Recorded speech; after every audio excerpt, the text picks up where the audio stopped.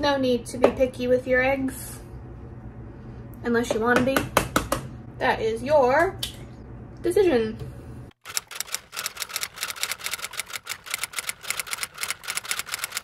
Hello everybody, welcome back to my channel. We are in a new location today. This is actually my kitchen, and today we are going to do a little bake with me. I absolutely love baking. I'm not sure how much I've actually been able to talk about it on the channels, but I'm home alone today, so I thought I would actually film myself baking some chocolate chip cookies. Especially because I have my wheat allergy and celiac disease, so I know baking in general is a little bit more difficult. I've been doing it now for 4 years, so I've gotten pretty used to it. So this is the recipe book that we're going to be using. It's the American Test Kitchen Gluten-Free Cookbook. I cannot sing this book enough praises, truly. One of the reasons I adore it, you might be able to see, like it's all like wobbly, the spine is separated. I use it so much.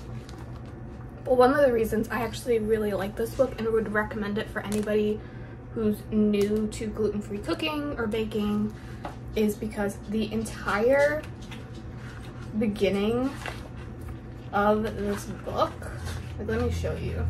All of that, this entire first section of the book is about what gluten is, why it's important for cooking, why there is a need to find gluten supplements, what's a good gluten supplement, and even like grains to buy that are the best, breads to buy, things like that. It is extremely, extremely helpful.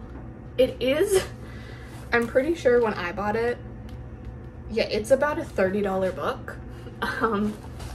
Very worth it though. Again, I've been using the recipes in here for 4 years. I've almost made everything in this book. There's actually a second book, hold on. There's this book, which is the second edition. It has the blue versus the first one is like orange text. This is blue text on the front. I haven't quite made my way through this book, but this book is specifically for more full grain meals. So like it has whole grain pancakes, whole grain breads, things like that. So, but it also, as you can see on the front here, it has like treats like donuts and pizza and things like that. So this book, well, the orange book and this book, if you're really into baking like me, are the two books I recommend. Yes, I am telling you to spend $60 on 2 books, but I promise you it's worth it. So today we are just going to make the chocolate chip cookie recipe in this book. It's not going to be too difficult. Again, I've made this recipe a lot, and I was just in the mood for cookies. Would you like to say hello before we start? I have my little helper. Yes, you're going to be so helpful. So even if you don't have the cookbook, even if you don't have this cookbook, you can follow along with me and make some gluten-free chocolate chip cookies. Ready to start? You have anything to say to people before we start? No? Okay. I'll also say what brands of products I'm using and things like that in this video. So again, if you're new to gluten-free baking and you would like to know what I'm using, you'll know. Also, I'm not totally sure the best way to frame this video because it's my first time doing a baking video. So please forgive any weird angles or not being able to see anything. So for this recipe, you're gonna want 2 bowls. This is a pretty small mixing bowl, and this is a medium mixing bowl. You shouldn't need anything more than that. A measuring cup. This one measures 1 cup, but I would recommend making sure you have one that measures up to 2. And some measuring spoons. Also, a digital scale. This is something, again, if you're baking gluten-free, or honestly not, definitely get a digital scale. because like the book says, baking is already something that needs to be very precise, and gluten-free baking is that times 10. You do need to be precise with your measurements. As long as you're precise with them, it's not too difficult. So making sure you have a digital scale will help make sure you are as precise as possible. So yeah, make sure you get one of these two. We're gonna take the small bowl, zero out the scale, and we're gonna start with 8 ounces of flour. Now this book has a flour recipe where you can mix a bunch of flours to make a all-purpose flour. And that is a very cheap way of making flour if you can do that. But if not, you can make, or not make, you can buy, actually I should grab the bags, hold on. So these are the 2 flours that I use when I don't make up the flour blend that's in the book. This is the Bob's Red Mill all-purpose baking flour, and this is the Bob's Red Mill 1-to-1 baking flour. The difference between these two is an ingredient, xanthan gum. It's the biggest difference. This one, this red bag, does not have any, versus this blue one has xanthan gum in it. And the difference between that is this blue bag is meant to be a exact 1-to-1 ratio to normal flour. So if you needed 1 cup of flour for a chocolate chip recipe that you already know how to make and love, you can buy this blue bag and use a cup of this to replace it. Versus this red bag is a gluten-free flour that has no gluten substitute in it. This one is used for baking like this, where I'm going to be adding xanthan gum to the recipe. So this is the flour that we are going to be using today, but I would definitely recommend having, or knowing how to get both. There's also like King Arthur's one, but I just don't buy that one. Not for any reason, I just don't buy it. Also, when you get gluten-free flour, store it in the fridge. Might sound weird, because it probably is, but it just lasts a lot longer, and it's a reason I keep my flour in this big glass mason jar, is because if you go a long time in between using your flours, it'll stay fresher longer in the fridge, and plus it's easier for me to store it in this glass jar in our fridge than it is in the bag, but you can totally store it in the bag. Okay, I'm gonna go put the flours away and we can get to the next part. Baking soda isn't all that fancy. Like, you don't need to go out and buy a super fancy one. This is like the generic store-bought one, or store brand one, and it works perfectly fine, and it's safe, which is important. So yeah, don't worry too much about buying a specific baking soda. The only thing is, if you're just switching from normal like gluten baking to gluten-free baking, you may want to switch or go buy a brand new baking soda, especially if you do what I do, which is just put the measuring spoon in the box, because it can just be cross-contaminated, and if you have celiac disease, you want to avoid that. So the only thing with baking soda, I would say, is if you have used it with your normal gluten cooking and you're now gluten-free, is just to get a brand new one, just to be safe. Last for our dry ingredients is, oh, this isn't the last thing. So the next dry ingredient is the xanthan gum I talked about. This is from Bob's Red Mill. You do want to be careful with xanthan gum because, oh, by the way, we did 8 ounces of flour and then a teaspoon of baking soda, and now we are doing 3/4 of a teaspoon of xanthan gum. So xanthan gum, you do want to be careful which one you buy, because not all xanthan gums are made equal. Some are cross-contaminated, some are actually made of wheat, so if you have a wheat allergy, just make sure you are careful. I have never had a problem with the Bob's Red Mill one, especially because it's the same one they put in that flour, and I use that flour. So yeah, so this is going to be our gluten replacement. It is an actual gum, hence the name. There are different ones like garum gum, I know, Persilium husk, which is typically used in more savory baked goods. But this one has no taste, so it's ideal for sweet baking like these cookies. And make sure you store it in the freezer, again, so it lasts as long as possible. Last but not least is half a teaspoon of salt. And that is our dry ingredients. And again, salt's just like the baking soda, the actual, also if you hear jumping in the background, that's Finn trying to get up on my bed. Yeah, we're gonna whisk that all together. I don't know what the heck I was saying before, so I apologize. Oh, the salt. So it's just like the baking soda. The salt itself should be totally fine.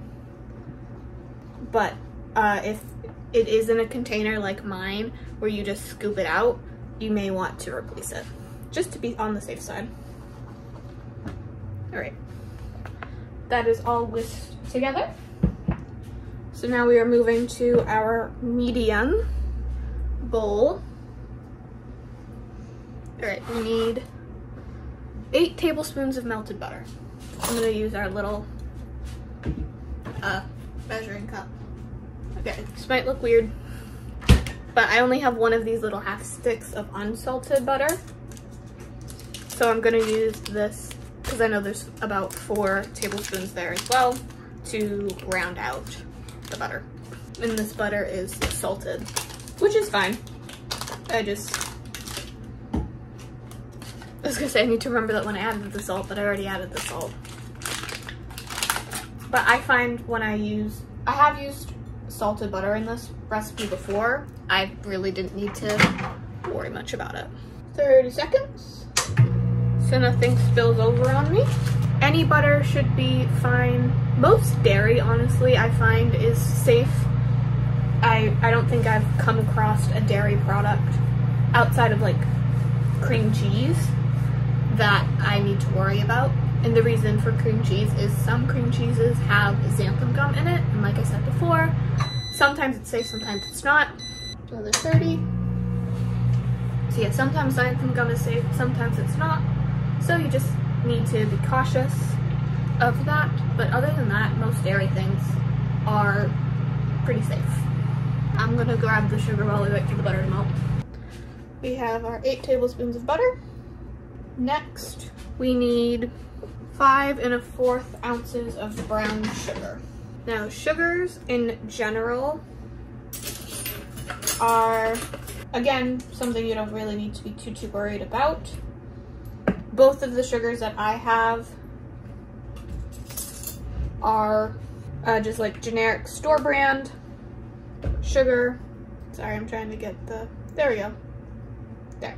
Yeah, both the sugars, like this one is from Market Basket and this one is from Walmart. So yeah, don't be too worried about buying like a super fancy sugar unless you're trying to like get one of like a monk fruit or something. Which I have made this recipe with monk fruit for the record, and it tasted good. So now 2 1/2 ounces of granulated sugar. Next is 1 egg. Again, these are just the ones from Walmart. No need to be picky with your eggs unless you want to be. That is your decision. For me, I eat eggs literally every day. I love them. So, let's wash my fingies. Next is 2 tablespoons of milk. Now, like I said before, most dairy is safe. Milk is included in that. I have this Fairlight milk because it is lactose free. And with everything going on in my body, trying to get as lactose free as possible is ideal. So this is more for my lactose intolerance than anything. So you can just use normal milk. This is for a completely different reason. It's also very high in protein. Like a cup of this is 13 grams of protein. Like I feel like that's a lot. It's probably because it's the ultra filtered stuff. Also, it does just say normal milk. I just have whole milk, so that's what I'm using. But use whatever milk you have. Just the higher the fat, the more moisture will be in the cookie. Next is 1 tablespoon of vanilla extract. Now this is a personal preference. I prefer like a more true vanilla than the synthetic vanilla, which you do want to be careful with any extract of any kind when it's synthetic, because those can sometimes have wheat in them. How much vanilla do I need? A tablespoon. Damn, I need 6 of these. So yeah, you do want to be careful. You want to be aware of what you're buying, but honestly, the only way to know if that version of the extract is safe is to eat it, unfortunately. But that's all we need the spoon for. So yeah, that's a personal preference. Mostly to have this vanilla bean paste. It tastes so good. But you do want to be careful when buying extracts. There is a chance if you buy a synthetic one that you will have a reaction to it if you have, if you're allergic. With celiac, it might be okay because there isn't that much in it. I'm not totally sure, to be honest, but just to be cautious of. Last but not least is 7.5 ounces of chocolate chips. Before we put them in, I'm just gonna mix up what we have for the wet ingredients with the same whisk as before. Yeah, chocolate chips are another thing you want to be careful of, just because they're a little bit more processed. That's the thing when it comes to baking, is because you're buying an individual ingredient, that's the only thing on the ingredient list is sugar or just, yeah, it's like that's it. So it's a lot easier to just buy those and not have to think too much about it. But chocolate chips is going to be the one thing you do want to be careful of, because there is more things in it. I get the Enjoy Life allergen friendly brand. I believe this brand is, yeah, it's wheat free, peanut free, tree nut free, dairy free, soy free, egg free, sesame free, mustard free, gluten free, no added sulfates, no fish, no shellfish, and no crustaceans. So that was a lot of free, but yeah, these are safe for anybody with a major food allergy, so I buy them. These are their semi-sweet chocolate chunks. They do have actual chips. I just wanted the chunks this time. And yes, this is the type of thing that I just kind of keep in the house because I like chocolate chips so much, like chocolate chip cookies. So I make them quite a bit. So now I'm going to switch from the whisk to a spatula. This is my Mickey one. And I am just going to stir in the chocolate chips to the wet ingredients. It has the consistency of like pancake batter for anybody who's making along with me. So now I'm gonna add in half of the dry. And that's just because I don't want to get the dry stuff everywhere. So it's a little bit easier if you add it in a half at a time. Now this is gonna get kind of thick. Don't worry, that's on purpose. Because you need a lot more moisture and stuff in the gluten-free baking than you do in normal baking. So just trust the process. One way to know that you're doing a good job, I found, is if it stretches. Might sound weird. I don't even know if that's the right way to describe it, if I'm honest. But hold on, let me finish mixing this all and I will show you what I mean. So you see how like you can see that it's like drippy. If I didn't add enough like xanthan gum or anything to it, it would just be like a brick. It would not be good. So because it has that little stretch with gravity, that means I added enough of the xanthan gum and everything to make a good cookie batter. Yeah, this is the consistency of it. It's a little thick for a cookie dough. It's going to be sticky. Again, that's just gluten-free baking. A lot of things are quite sticky. But this is our dough. Now we are going to wait 30 minutes for this to rest. And that is actually a very big part of most gluten-free baking, is allowing things to rest, because it allows all of the flavors to kind of meld together a little bit better. It ends up tasting a lot better and a lot closer to a traditional chocolate chip cookie. I'm going to take, this is actually a hairnet. It's like one of those cheap clear plastic ones. That's what I use to cover my bowls, because it fits on almost every bowl because it's a shower cap. Total hack. I love that. So yeah, I will be back now in 30 minutes when the cookie dough has rested and we can start baking / freezing, which I will explain when we get there. All right, I am back. It's been 30 minutes. It's time to portion out some dough and bake. I am only going to be actually cooking 6 cookies right now, and that is because this dough actually freezes very, very well. So what I'm going to do is I'm going to cook 6 cookies for today. So 2 for me, 2 for my mom, 2 for my sister, and the rest I'm going to portion and freeze so I can have them throughout the week. And that is definitely something I recommend with any sort of gluten-free baking, is if you can just prepare and freeze it, that's best, because gluten-free baked goods go bad a lot faster than normal baked goods.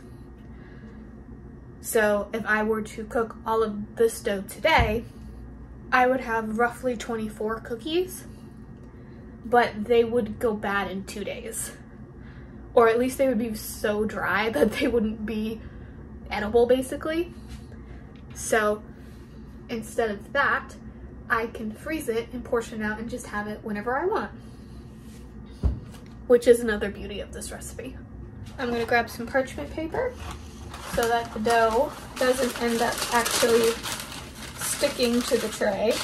I am going to be using a cookie / ice cream scoop. You can do this with 2 spoons. I wouldn't recommend shaping any cookie dough with your hands because, again, like I said before, any gluten-free dough is quite sticky. So just be careful because it will just stick to your hands and become a giant mess. So yeah, either a cookie scoop if you have one.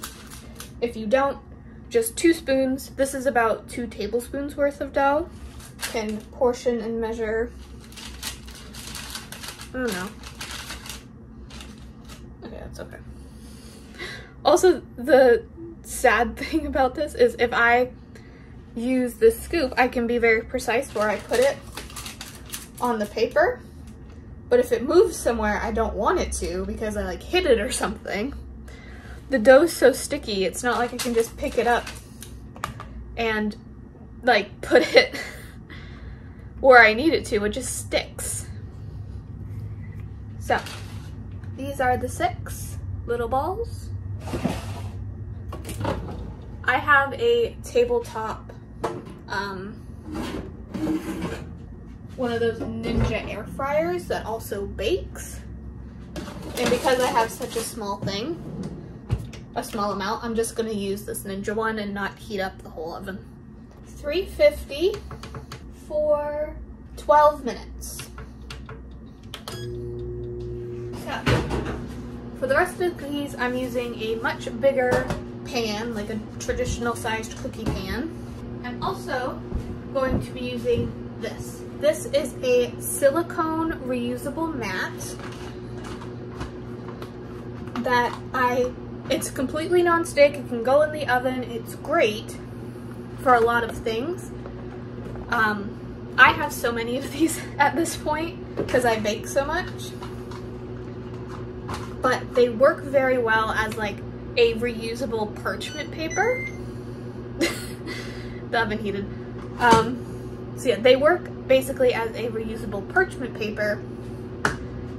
It can go in the oven, it can go in the freezer, they can be washed in the dishwasher. They are amazing. They're traditionally used for making macarons, which is why this one in particular has these circles. This is supposed to be a map for you putting the macaron cookies on. But I'm going to be using it today to freeze the rest of my cookie dough. So because I don't need to be precise with like how far apart they are because it's just being frozen, I can really pack in a lot of dough. So the way that you are going to freeze this dough, if you're freezing along with me, is you are going to portion out each little cookie dough into individual things, just like you did for the cookie dough that's in the oven, with either a cookie scoop or this is why you don't do it with your hands. Either with the cookie scoop or with the spoons. You're going to put them on the tray and you're going to freeze the tray. How long does it say? You're going to freeze the cookie dough for 2 to 3 hours, and then at that point they'll be easy to pick up on their own, and you can put them in a dish in the freezer. I have cookie dough on my hands. In the freezer, and you can just pop out however many you want and bake them from frozen. It obviously is going to take a little bit longer because you're not baking fresh dough, you're baking frozen dough. But I have frozen this recipe before. I think instead of 12 minutes, it took 15. But it's so nice to be able to, especially with my wheat allergy, there aren't really that many like cookies that I can eat. Like I know they have like the gluten-free Oreos and now the gluten-free chocolate chip ahoy cookies, which are great, but they do still have ingredients that could have wheat in them. So I don't find them worth trying for me and the severity of my allergy. So I'm kind of stuck with, if I want a baked good, baking it myself, which as somebody who enjoys baking, it isn't that big of a deal. But you know, I don't want to have to bake every day because there's only so much time. I don't know anybody who has enough time to bake every day except like maybe a stay-at-home parent, but even they got a lot going on. I don't know if they could even bake every day. So being able to have a recipe of chocolate chip cookies that I can just keep in the freezer and pop out and cook whenever I want a cookie is helpful. So yeah, this made 15 portions, or 15 cookies plus the 6. That's 21 cookies in total, is what this recipe made. I forgot to clean out the freezer, or clear space in the freezer. Okay, I just had to move a box. All right, so that's it. Those are the cookies. This, like I said in the beginning, this is the first time I've ever done a video like this. I've been wanting to do one because I really enjoy baking, and being able to talk about the differences between gluten-free baking and normal baking is something I've always wanted to do. And today's the day we're doing it. We are going to let these cookies bake and cool, and I will be back with the final look. Alright, it's been about 30 minutes. They definitely spread. You can see these were supposed to be 2 cookies and now they're 1. But let's break some up and try one. I got a cookie. Wow, you can see the chocolate on the back.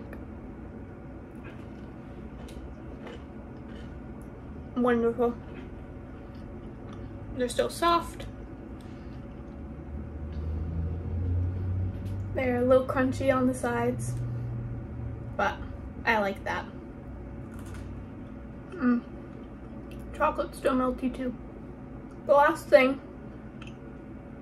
I will leave you with in this video is, once you take any baked good, gluten-free baked good out of the oven, another important thing to do is, again, let it rest.